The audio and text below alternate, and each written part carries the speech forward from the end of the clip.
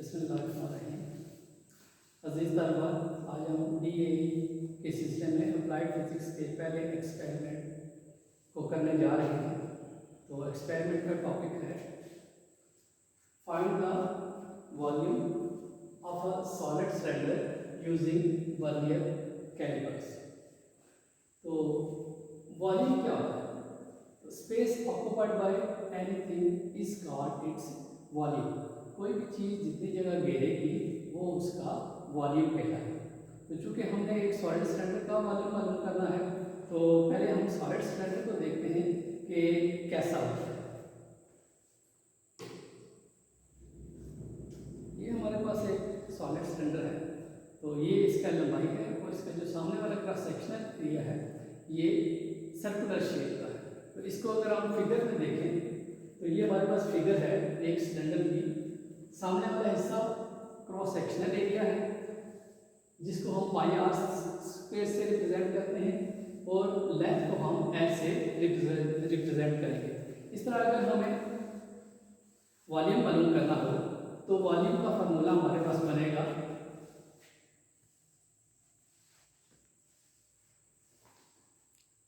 Volume is equal to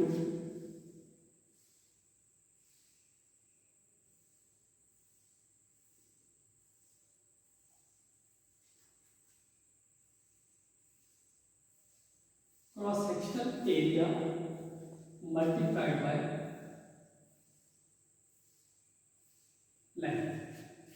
तो यहाँ पर हमारा cross sectional area pi R square के बराबर होगा और लेंथ को हम एल से रिप्रेजेंट करेंगे। लिहाजा हमारा वॉल्यूम का फार्मूला बनेगा पाई आर स्क्वायर एल और वॉल्यूम का यूनिट क्यूब यूनिट होता है, तो लिहाजा यूनिट हो जाएगा क्यूब। तो अगर हम मेजरमेंट सेंटीमीटर में करेंगे तो हमारा वॉल्यूम होगा सेंटीमीटर क्यूब में। अगर हम मेजरमेंट मिलीमीटर में करते हैं तो यूनिट हमारा होगा millimetre cube. Let's start.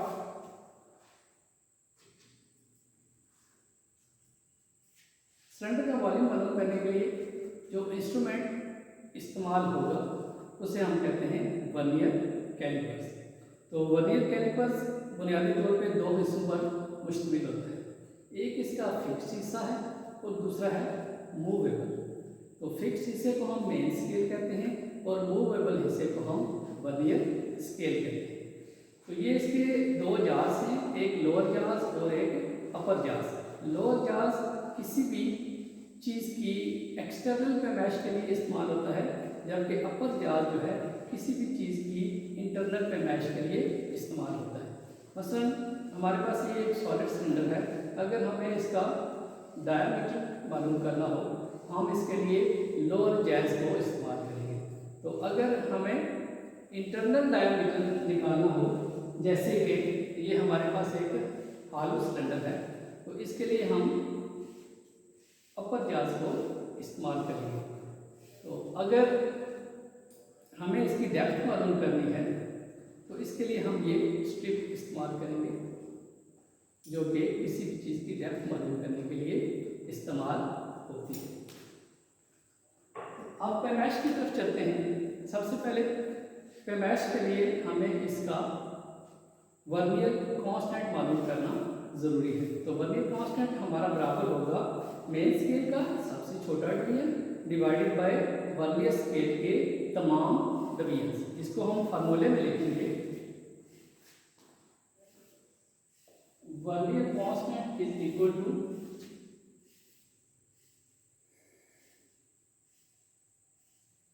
Smallest division on main scale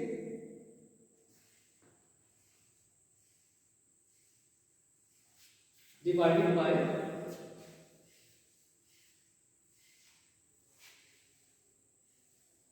number of division on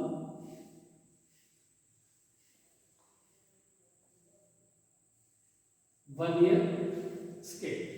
क्योंकि इस वर्नियर का जो सबसे छोटा डिवीजन है मेन स्केल का वो 1 मिलीमीटर या 0.1 सेंटीमीटर के बराबर होता है।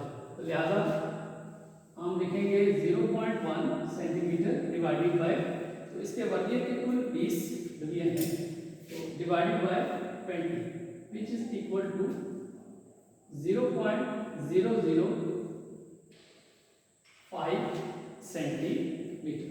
तो इस तरह हमारा वर्नियर का जो लीस्ट काउंट या वर्नियर कांस्टेंट निकला है वो है 0.005 सेंटीमीटर। तो वर्नियर की जो भी हम रीडिंग हासिल करेंगे उसको हम लीस्ट काउंट से मल्टीप्लाई करेंगे, वर्नियर स्केल की जो रीडिंग लेंगे उसको हम वर्नियर कांस्टेंट से मल्टीप्लाई करेंगे। तो अब आते हैं हम जीरो एरर के। तो कोई भी इंस्ट्रूमेंट जो कि स्मॉल मेजरमेंट के लिए इस्तेमाल होता है, बार बार इस्तेमाल से उसमें कुछ ना कुछ एरर आ जाता है। तो लिहाजा सबसे पहले हमें इसका एरर फाइंड करना है। तो एरर फाइंड करने के लिए हम इसको सबसे पहले क्लोज हालत में रखेंगे। ये क्लोज हालत में देखते हैं कि क्या हमारी मेन स्केल की जीरो वाली लाइन वर्नियर स्केल की जीरो वाली लाइन से मैच कर रही है या फिर उससे फॉरवर्ड जा रही है या उससे के बैक पे आ रही है। तो देखते हैं इसकी क्या कंडीशन बनेगी। तो जब वर्नियर बंद हालत में होगा हम उसकी स्केल पर गौर करेंगे। अगर मेन स्केल की जीरो वाली लाइन और वर्नियर स्केल की जीरो वाली लाइन आपस में मैच कर रही हैं तो हम कहेंगे इस वर्नियर में कोई एरर नहीं है। लिहाजा इस कंडीशन पर कंडीशन नंबर 1 पर हमारा जीरो एरर होगा निल। तो अगर एरर निल है तो करेक्शन भी निल है। अब दूसरी कंडीशन क्या है? दूसरी यह है कि अगर बंद हालत में हमारा वर्नियर स्केल का जीरो मेन स्केल के जीरो से एडवांस चला जाता है, आगे चला जाता है, तो ऐसी सूरत में एरर पॉजिटिव होगा। ऐसी सूरत में एरर पॉजिटिव होगा। तो लिहाजा आप देखेंगे zero error is equal to positive और उसकी करेक्शन जो है नेगेटिव होगी। ये तो थी हमारी सेकंड कंडीशन। तीसरी सूरत ये होगी कि अगर वर्नियर का जीरो मेन स्केल की जीरो लाइन से पहले आ जाए, पीछे आ जाए, तो ऐसी सूरत में हमारा एरर नेगेटिव होगा और उसकी करेक्शन पॉजिटिव होगी। अब हम देखते हैं कि हमारे पास जो वर्नियर मौजूद है क्या उसमें कोई एरर है। तो अगर हम इसको देखें तो वर्नियर की जीरो वाली लाइन और मेन स्केल की जीरो वाली लाइन आपस में मैच कर रही हैं, ये पहली कंडीशन आ रही है। लिहाजा इस वर्नियर में कोई एरर नहीं है। तो हम इस वर्नियर का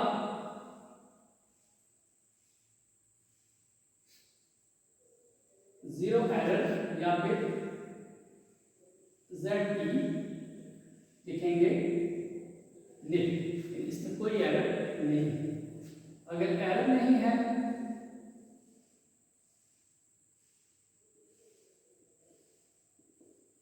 तो करेक्शन भी निल हो। तो लिहाजा जीरो करेक्शन या ZC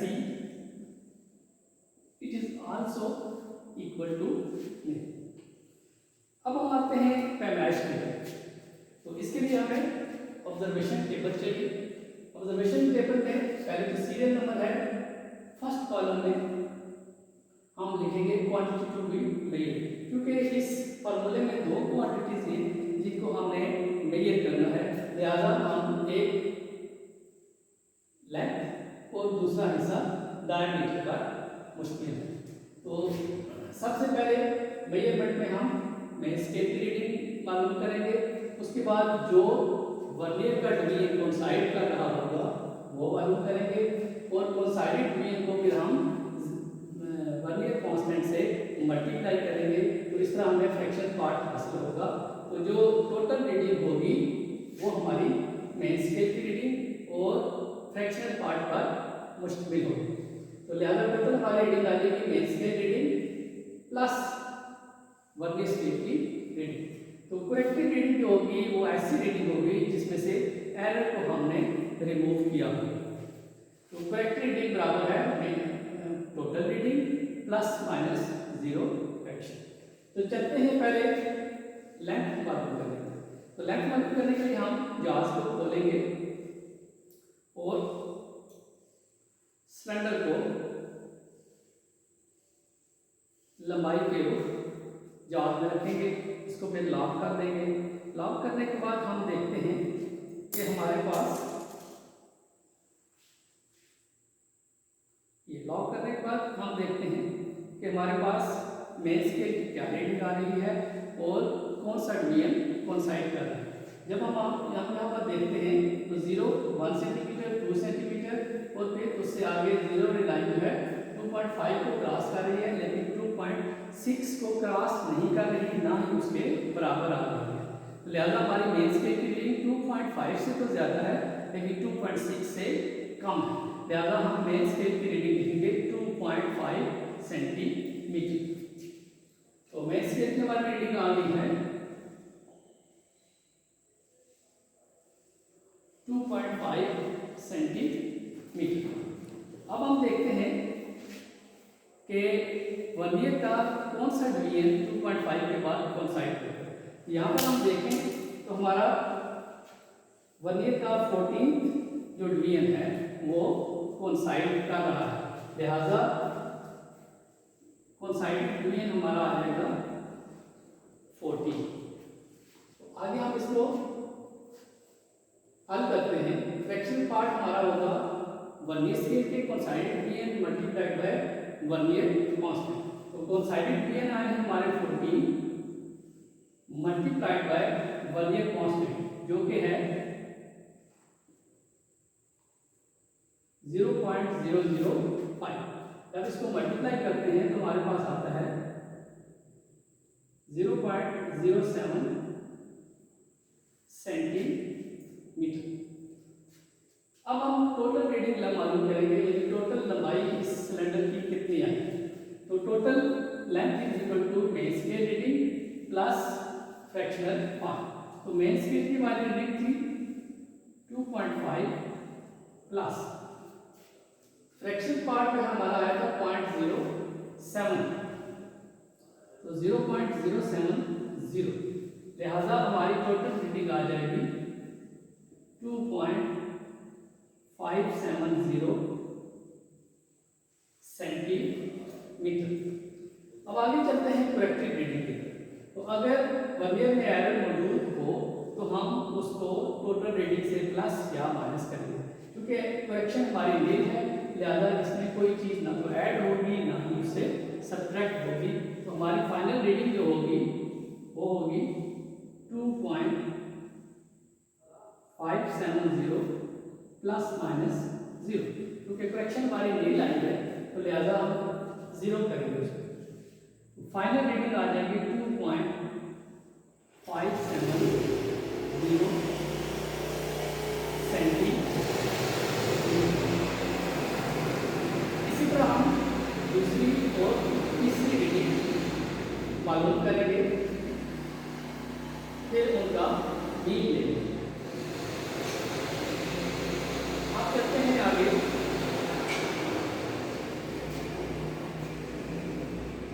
हम डायामीटर आगे चलते हैं।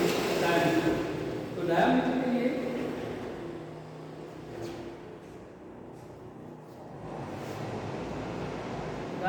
लिए हम अपने सिलेंडर को गोलाई के लोअर जाल में रखेंगे और इसको क्लोज कर देंगे। क्लोज करने के बाद अगर हमारा सिलेंडर बाहर भी आ जाता है कोई मसला नहीं। अब हम देखते हैं कि हमारी मेन स्केल और वर्नियर स्केल की रीडिंग क्या है। अगर देखा जाए तो ये 1 सेंटीमीटर से कम है, 0.5 0.6 0.7 and 0.8।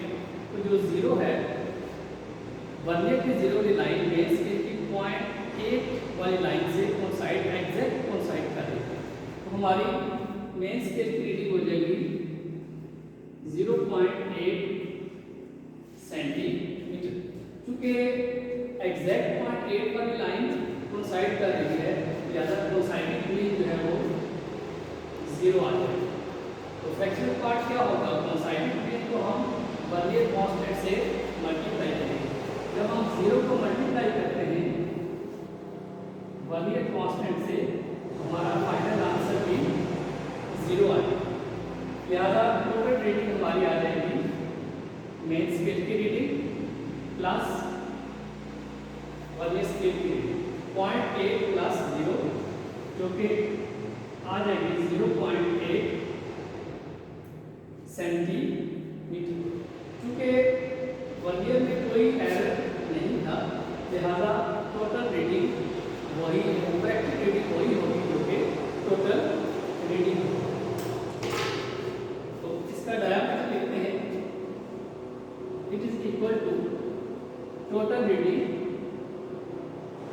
0.8 plus minus 0, it is equal to 0.8 centimetre. तो इसी तरह डायमीटर की भी हम 3 रीडिंग लेंगे और उनका मीन लेंगे। यहाँ पर चूंकि सिलेंडर बड़ा फाइन किस्म का था, इसकी 3 रीडिंग एक जैसी भी आ सकती है, लेकिन सैंपल के तौर पर हम यही कंसीडर करते हैं कि 3 रीडिंग सेम है। लिहाजा हमारी मीन लेंथ जो हो जाएगी वो होगी 2.57 सेंटीमीटर। इसी तरह मीन डायमीटर भी 0.8 सेंटीमीटर होगा। डायमीटर से हम रेडियस मालूम करते हैं, रेडियस बराबर होगा diameter divided by 2, which is equal to 0.8 divided by 2, it is equal to 0.4 centimetre. अब वॉल्यूम मालूम करने का चूंकि formula pi R square L पर स्थिर है, तो हम पाई की, आर की और एल की वैल्यू फार्मूले में लगाएं। पाई की वैल्यू होती है 3.141 इंटू आर। आर हमारा आया है 0.4 सेंटीमीटर, क्योंकि फार्मूले में आर का स्क्वायर है, लिहाजा हम 0.4 का स्क्वायर लेंगे। 0.4 का square multiplied by length. Length हमारी है 2.57 इंटू 2.57 सेंटीमीटर क्यूब। तो इनको मल्टीप्लाई करने के बाद जो वैल्यू आएगी वो हमारा वॉल्यूम का सिलेंडर का वॉल्यूम होगा। तो ये था हमारा आज का टॉपिक। तो नेक्स्ट टाइम हम क्रॉस सेक्शन